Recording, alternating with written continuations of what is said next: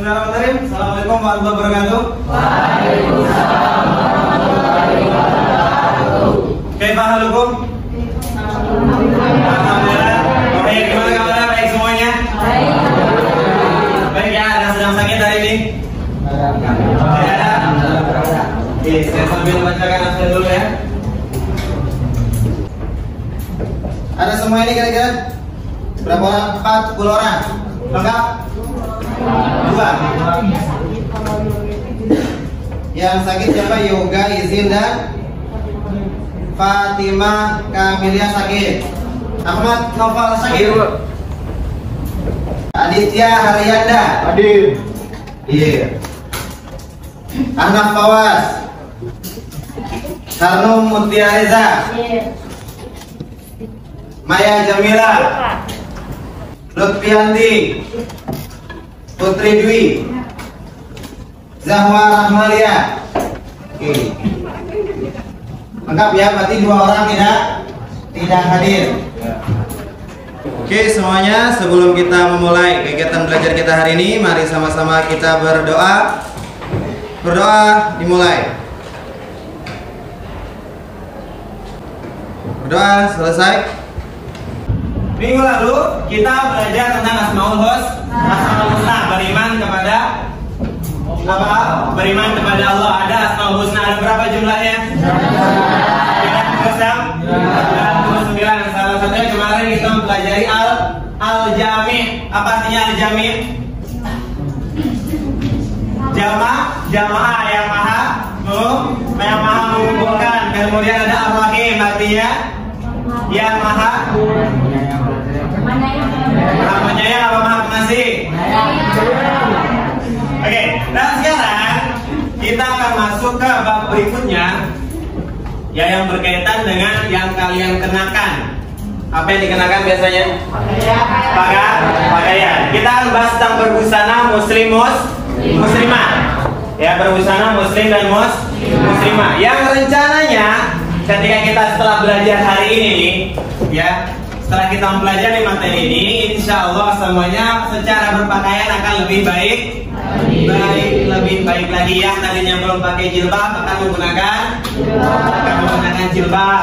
Ya, yang cowok ya atau yang ikhwan yang biasanya masih suka poloran kalau di luar, ya paling nggak pakaian 3/4, ya bisa menutupi auratnya. Sampai sini jelas ya tujuan pembelajarannya.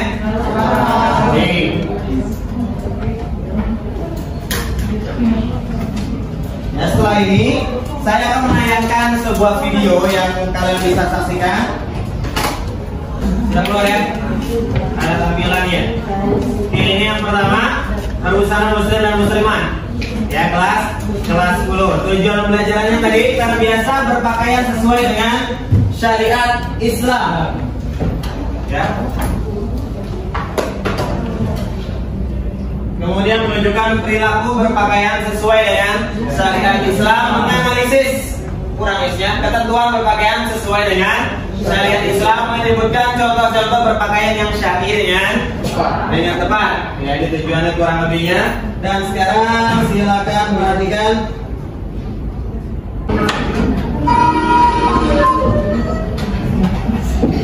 Assalamualaikum warahmatullahi wabarakatuh.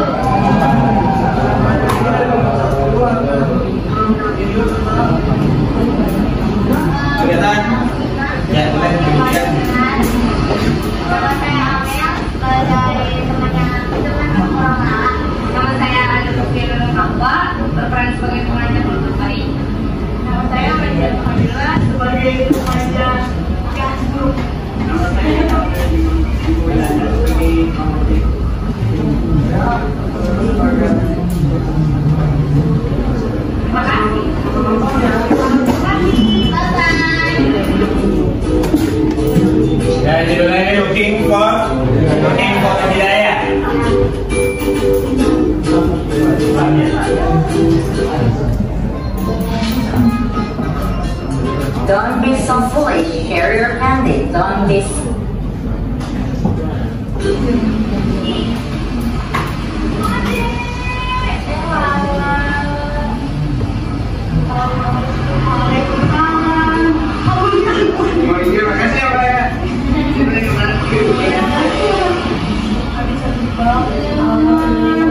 Itu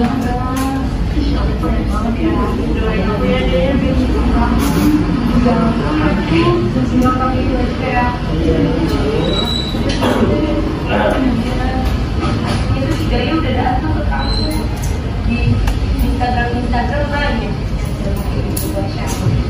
Kapan aku?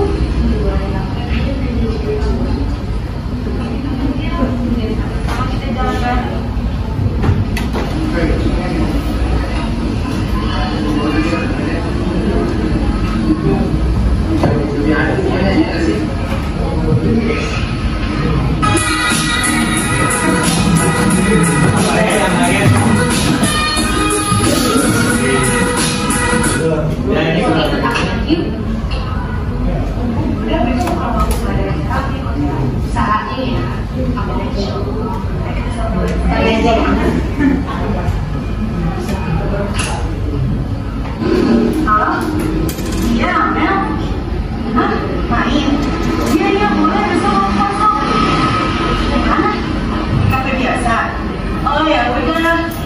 Nanti aku datang ya.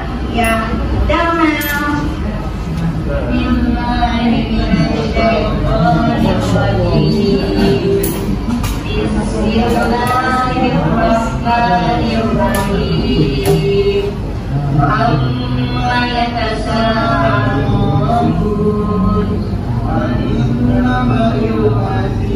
Dia datang ke kafe biasa.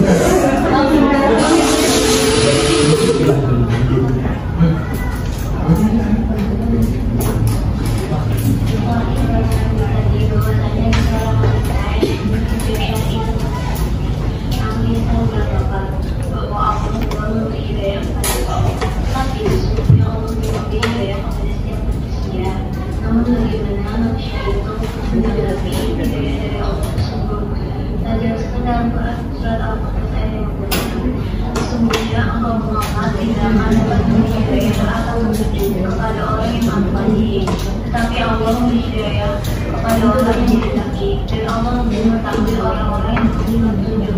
Jadi bagaimana kita menanggapinya? Allah sudah ngasih hidayah ke kita, tinggal kita ingin berbuat hijrah lebih baik Allah tenang begitu saja. Dan kita ketahui pula bahwa bagian hijrah itu harus menutupi seluruh bagian tubuh, mulai dari ujung rambut hingga kaki. Tombol terlihat menyalakan di telapak tangan dan memperpanjang. Oke, sampai sini ya, stop dulu. Nah, gimana videonya? Jelas ya? Itu alumni tahun 2017. Nah, ini sekarang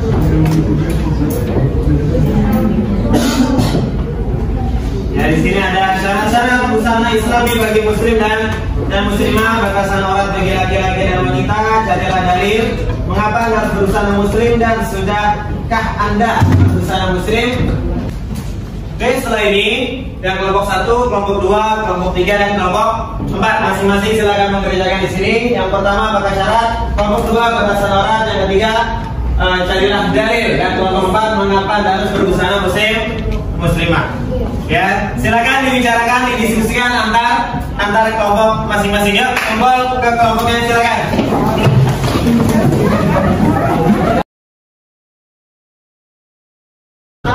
Ya, kalian perhatikan lagi.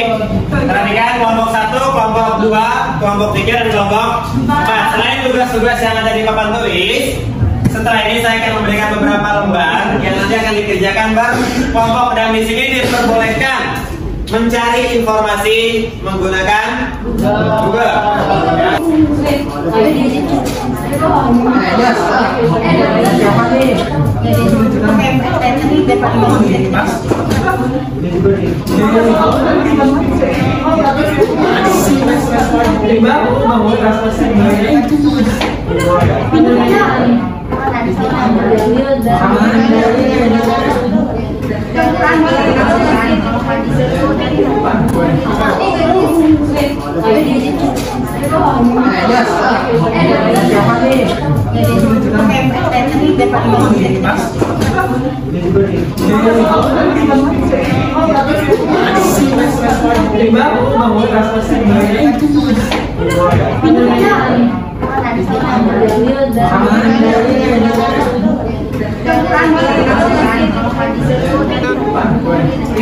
Masing-masing kelompok sudah selesai berdiskusinya dan jawabannya. Setelah ini, perwakilan dari masing-masing kelompok silakan maju ke depan dan mempresentasikan jawabannya. Oke, kita mulai dari kelompok satu, boleh? Kelompok satu silakan. Siapa? Oke. Ya, di depan. Silakan maju ke depan.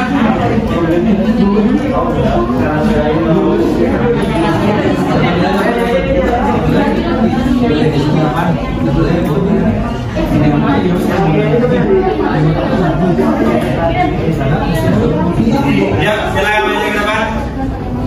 Presentasi dari kelompok satu. Yang lain tolong perhatikan. Assalamualaikum warahmatullahi wabarakatuh. Saya Muhammad Zakaria akan mempresentasikan hasil dari diskusi kelompok 1. Di antara syarat model pakaian untuk perempuan itu yang pertama menutupi seluruh tubuh kecuali yang tidak wajib ditutupi, kedua tidak berfungsi sebagai perhiasan, ketiga kainnya tebal, tidak tipis apalagi menerawang, keempat lebar, tidak ketat yang menampakkan bentuk permukaan tubuh, lima tidak diberi pewangi atau parfum, 6 tidak menyerupai pakaian lelaki, 7 tidak menyerupai pakaian wanita kafir, 8 bukan merupakan libas syurah, yaitu pakaian yang menarik perhatian orang-orang. Untuk syarat pakaian seorang muslim, pertama tertutupnya aurat, 2 tidak transparan, 3 tidak ketat, 4 tidak menyerupai lawan jenis. Assalamualaikum warahmatullahi wabarakatuh. Waalaikumsalam. Kelompok 2, boleh langsung silakan. Kelompok 2. Kelompok 3 bersiap-siap ya. Kelompok 3 silakan bersiap-siap, boleh. Kelompok 2.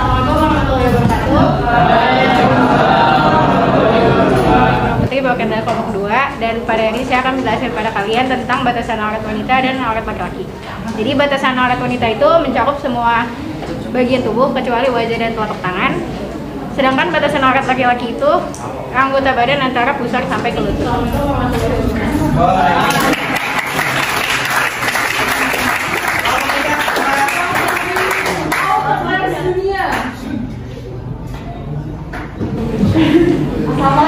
wabarakatuh. Waalaikumsalam warahmatullahi wabarakatuh. Di sini saya akan menjelaskan tentang dalil dan hadis, yaitu tentang menunjukkan pandangan bagi laki-laki dan perempuan. Di sini ada dalil dari surat An-Nur ayat 30, yaitu Auzubillahi minasyaitonirrajim. Bismillahirrahmanirrahim. Qul lil mu'minina yaghuddu min absarihim yahfazu furujahum zalika azki lahum innallaha khabirum bima yasnaun. Yang artinya yaitu katakanlah kepada orang laki-laki ataupun perempuan yang beriman, hendaklah mereka menahan pandangannya dan memelihara kemaluannya. Yang demikian itu adalah lebih suci bagi mereka. Sesungguhnya Allah Maha mengetahui apa yang mereka perbuat. Sekian, terima kasih. Wassalamualaikum warahmatullahi wabarakatuh.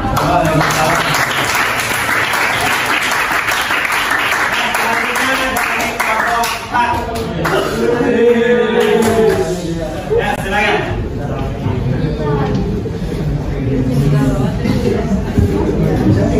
Assalamualaikum warahmatullahi wabarakatuh. Saya Rizky Maulad Zaki dari kelompok 4 akan mempresentasikan hasil dari diskusi kami, yaitu mengenai mengapa kita harus berbusana muslim dan sudahkah kita berbusana muslim. Jawabannya yaitu karena di dalam agama Islam kita diwajibkan untuk berbusana sebagaimana hukum dan ketentuan yang berlaku dalam Islam itu sendiri. Berbusana muslim memiliki tujuan sebagai berikut.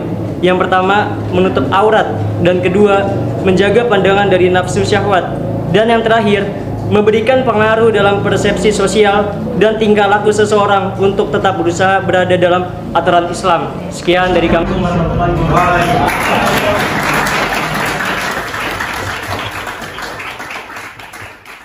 Oke, itu dia selesai diskusi antara kelompok ya, dari kelompok 1, kelompok 2, kelompok 3, dan kelompok 4. Oke, boleh kasih aplaus dulu untuk semuanya.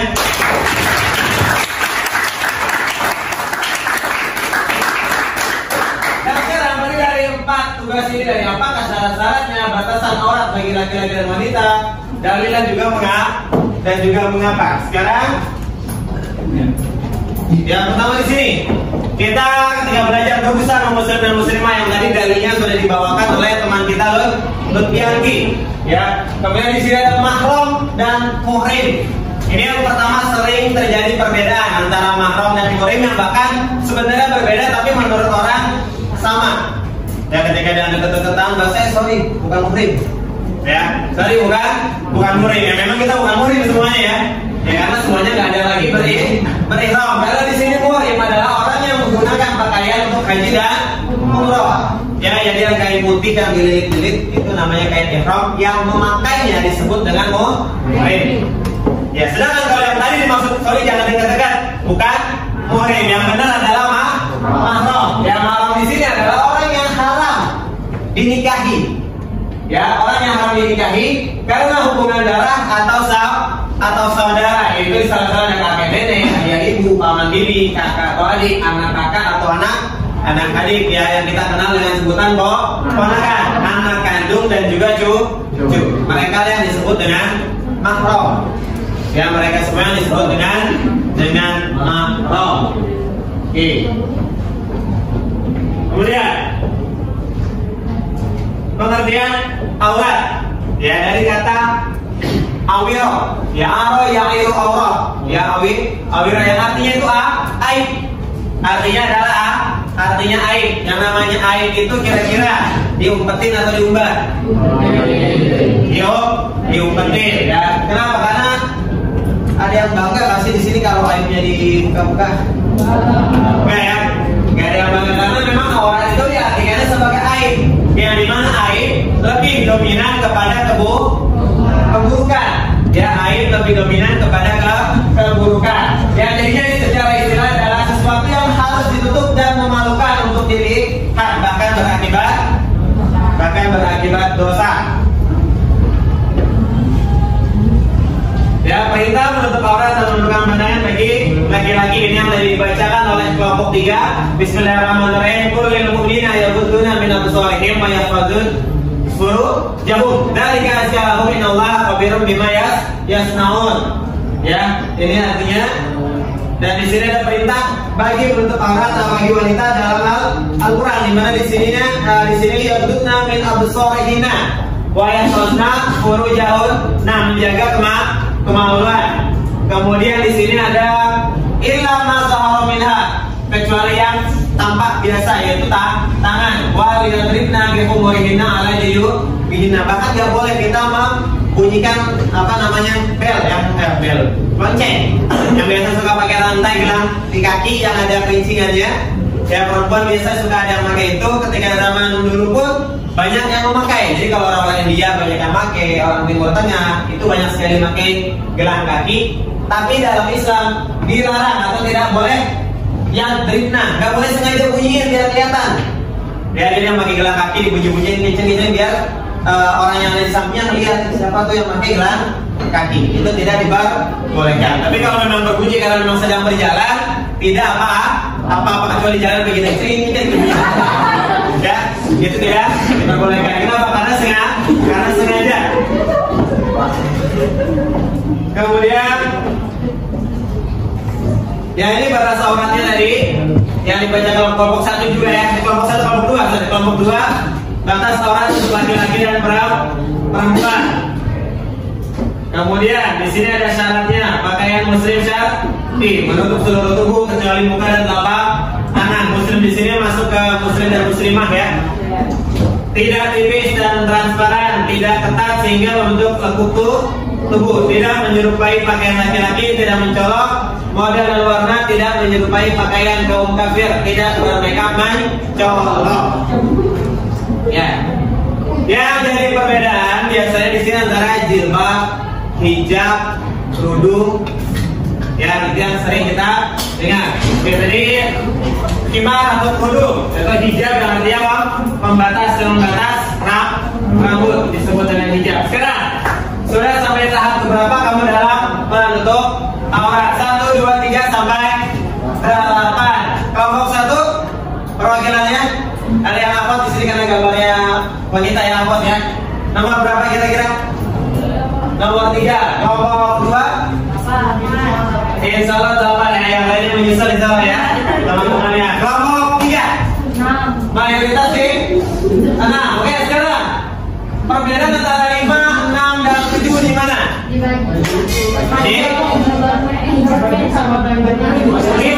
dan 6 perbedaannya di nomor 5 lebih ketat, kemudian tidak menutupi dada. Nomor 6 sudah menutupi dada, tapi pakaiannya masih membentuk lekuk tubuh. Ya, kalau yang 7 di sini apa? Sebenarnya udah aman ya.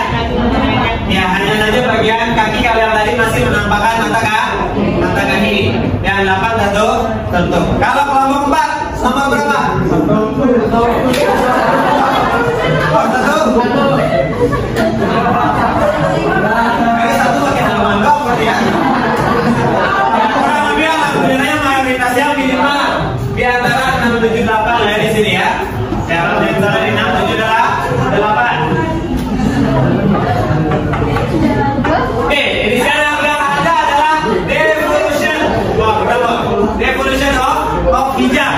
Kalau misalkan kalian sering mendengar yang adanya teori evolusi, ya yang biasanya kalau kawan James Darwin itu dari monyet, dari kera, kemudian menjadi manusia, itu disebutnya revolusi. Kalau ini devolusi kenapa? Karena yang kita lihat sekarang mengalami penurunan. Yang tahun dulu menutup semuanya, makin bertambah tahun makin berkurang. 2020 udah banyak yang begini. Ya, kira-kira mau 2030 kayak gimana? Ya, kebuka semua bisa jadi. Maka dari itu stop pamer. Ya, maunya aja udah pakai baju kok. Maunya tidak pakai baju walaupun dia jangan salah. Kenapa? Karena dia makeupnya mencolok, nggak boleh. Ya, makeupnya mencolok. Oke, mana yang paling sesuai syariat? Tadi yang paling berbeda berarti langsung di sini tidak sesuai syariat. Ya, tidak sesuai syariat. Ini yang paling banyak. Ya, sengaja memang digulur. Karena saya juga nggak tahu ini foto siapa karena ada di Google semuanya. Biasa dikenal dengan sebutan apa kayak gini? Biasa dikenal dengan sebutan apa? Ya, familiarnya apa? Coba jawab aja. Ya. Kenapa? Karena efeknya ketika ada ini semuanya, efek dampaknya takutnya dia akan berubah seperti ini. Akibat mengubah aurat. Ya, akibat mengubah aurat. Jadi berhati-hati. Nah, kalau tadi masalahnya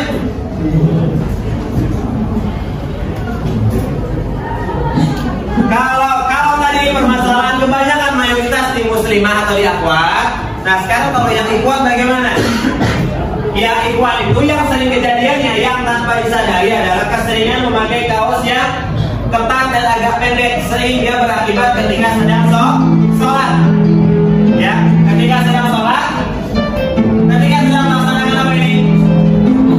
Ruku itu ada aurat yang terbuka. Maka ketika memakai baju yang pendek atau terlalu kecil terhadap aurat yang kemungkinan terbuka ketika sholat karena pakaian yang tidak sesuai. Sah nggak kira-kira kalau auratnya terbuka? Enggak. Maka untuk para ikhwan perhatianlah menggunakan pakaian khususnya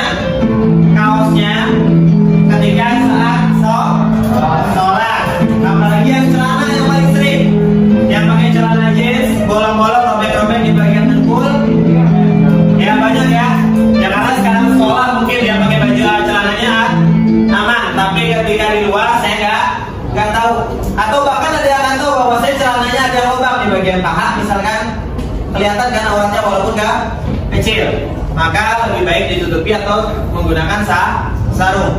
Lalu gimana Pak ketika lagi sholat baru kebuka? Maksudnya gimana? Ketika lagi sholat tiba-tiba ada anak kecil kan sudah tarik sarung. Itu beda urusan. Ada yang beranggapan bahwasanya waqfanku atau dimaafkan, ya itu dimaafkan. Kecuali kalian memang seperti ini karena dia sudah dengan secara sengaja, secara sadar memakai pakaian yang ketat. Oke, ini tugas diskusinya ya. Sampai sini ada yang mau ditanyakan? Sudah jelas semuanya? Jelas, alhamdulillah. Jadi untuk kali ini kita mempelajari tentang berbusana muslim dan muslimah. Masing-masing kelompok sudah mengemukakan pendapatnya ya terkait dengan syarat-syaratnya, terkait dengan bagaimana baju atau pakaian yang syar'i. Kemudian ada yang membacakan dalilnya. Kemudian bahkan di sini ada alasannya mengapa kita harus menggunakan pakaian yang syar'i sesuai dengan syariat Islam. Nah, minggu depan kita akan belajar di bab berikutnya yaitu tentang dakwah Rasul periode Makkah. Semoga bisa kalian pelajari. Dan tadi tugas di lembar kerja peserta didik yang saya bagikan nanti silakan dikerjakan sesuai dengan kelompoknya masing-masing. Oke, sekarang ketua kelas silakan disiapkan teman-temannya dan berdoa. Bersiap. Sebelum kita mulai, mari kita berdoa untuk teman-teman masing-masing. Berdoa dimulai.